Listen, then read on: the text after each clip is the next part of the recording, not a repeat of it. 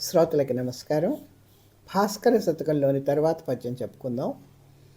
చేరి బలాధిపుండెరిగి చెప్పిన కార్యము చేయకుండినన్ పారము ముట్టలేడొక నెపంబున తా చెడు ఎట్టి ధన్యుడున్. పోరక పాండుపుత్రులకు భూస్థలి భాగము పెట్టుమన్న కంసారిని కాకు చేసి చెడడాయనే కౌరవ భర్త భాస్కర. చాలా చక్కటి అర్థంతో కూడినటువంటి భావంతో కూడిన పద్యం మనకు అందిస్తున్నాడు శతకారుడు.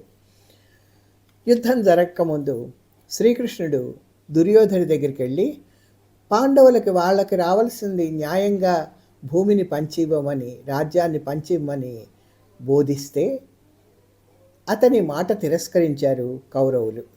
ధృతరాష్ట్రుడు తన కుమారుని యొక్క బలాబలాలు తెలిసి, ఏం జరుగుతుందో భవిష్యత్తు తెలిసి కూడా ఇంకా బలాధికుడైన శ్రీకృష్ణుడు చెప్పిన మాట తిరస్కరించి చెప్పిన పని చేయకపోతే అంతటివాడు కూడా నశించాడు కదా.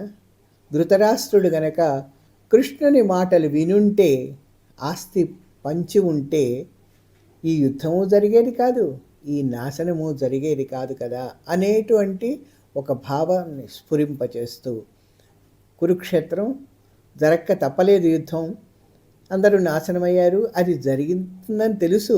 కానీ తన మాటగా శ్రీకృష్ణుడు ముందుగా హెచ్చరిస్తే ఆ హెచ్చరికని పట్టించుకొని ఆ దుర్యోధనుడు ఏ విధంగా అయితే నాశనం అయ్యాడో, ఎవరైనా మనకి బోధ చేసినప్పుడు అందులో మంచి చెడులు కూడా ఆలోచించాలి, దాన్ని అనుసరించాలి అనేటువంటి ఒక అర్థాన్ని ఇందులో మనకు స్ఫురింపజేస్తున్నాడు శతకకారుడు.